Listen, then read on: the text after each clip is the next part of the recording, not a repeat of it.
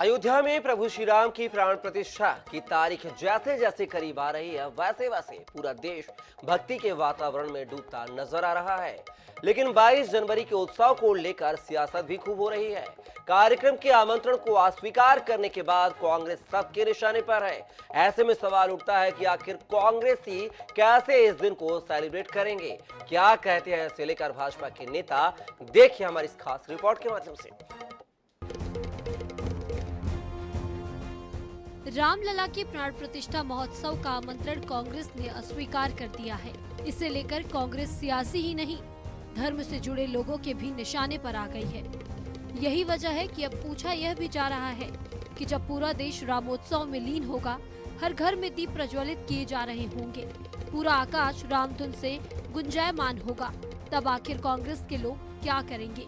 क्या कांग्रेसी भी रामोत्सव में भागीदारी होंगे, या जिस तरह कांग्रेस ने प्राण प्रतिष्ठा महोत्सव का आमंत्रण ठुकरा दिया, उसी तरह इस दिन होने वाले उत्सव में भी कांग्रेस खुद को अलग कर लेगी?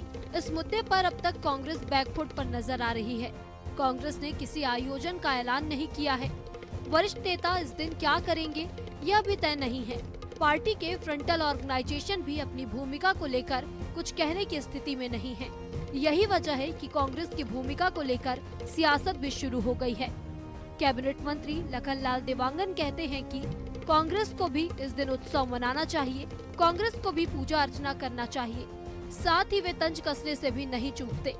लखनलाल देवांगन कहते हैं कि कांग्रेस ने भगवान राम को काल्पनिक बताया था, इसलिए देश की जनता ने भी कांग्रेस को काल्पनिक बना डाला।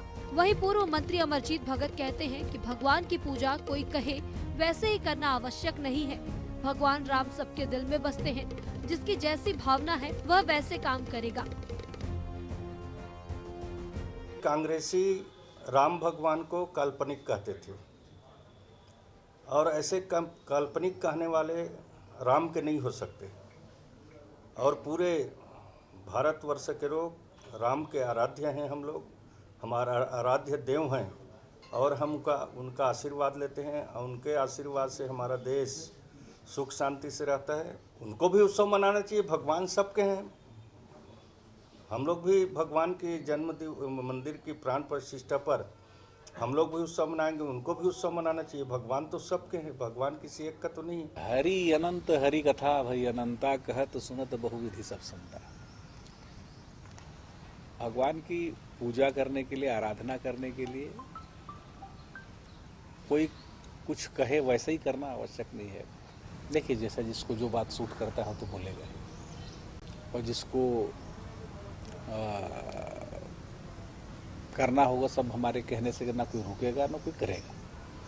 जिसकी भावना है सब लोग करेंगे। छत्तीसगढ़ में सामाजिक, धार्मिक और व्यक्तिगत ही नहीं, शासकीय स्तर पर भी कार्यक्रमों का आयोजन किया जा रहा है। पूरा प्रदेश 22 जनवरी को प्रभु श्री राम की भक्ति में डूबा होगा। ऐसे में भले कांग्रेस की भूमिका को लेकर सियासत हो रही हो, लेकिन सबकी निगाहें भी इस बात पर टिकी होंगी कि आखिर कांग्रेस इस दिन क्या करती है। रायपुर से INS 24/7 के लिए गौरव शर्मा की रिपोर्ट।